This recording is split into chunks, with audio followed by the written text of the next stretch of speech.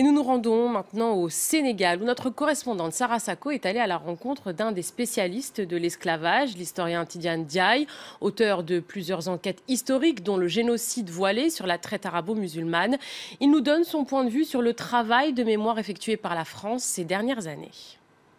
Il faut savoir traiter l'histoire exactement de la même manière.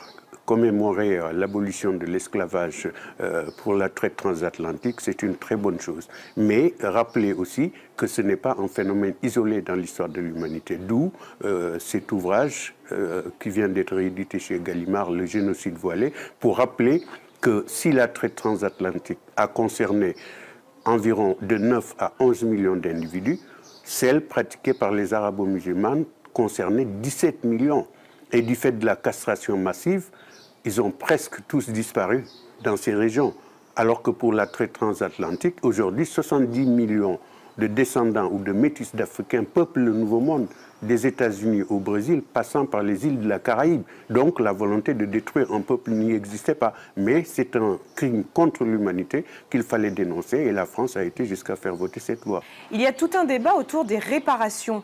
Êtes-vous pour le principe de réparation et si oui, sous quelle modalité ? La question est de savoir si on peut réparer un passé. Césaire disait que ce crime était irréparable.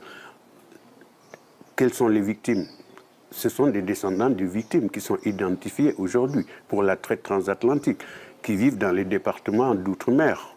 Alors, vu la politique économique que fait la France et que pratique la France sur place, je pense qu'il y a des formes de réparation beaucoup plus subtiles que de parler financièrement. Donc vous êtes contre le principe de réparation ? On ne peut pas parler de réparation de la même manière aux Antilles qu'en Afrique, puisque l'Africain a été acteur, a été victime et acteur. Il est vrai que ces acteurs, c'est une minorité, en dépit des masses énormes qui ont été déportées.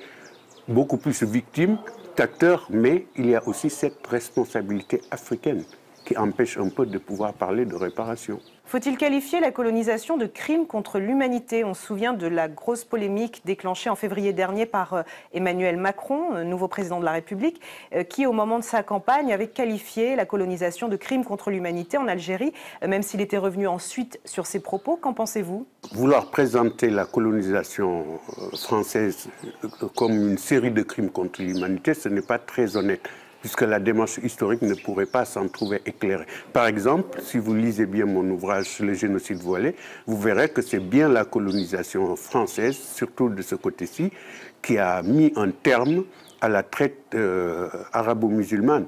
Le colonel Archinard a été jusqu'à créer des villages de liberté pour tous les captifs qui arrivaient à s'en sortir. Et en Tunisie, l'abolition a été de manière effective en Tunisie et au Maroc.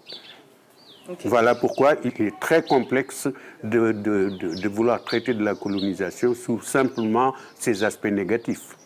Monsieur Tidiane Ndiaye, merci.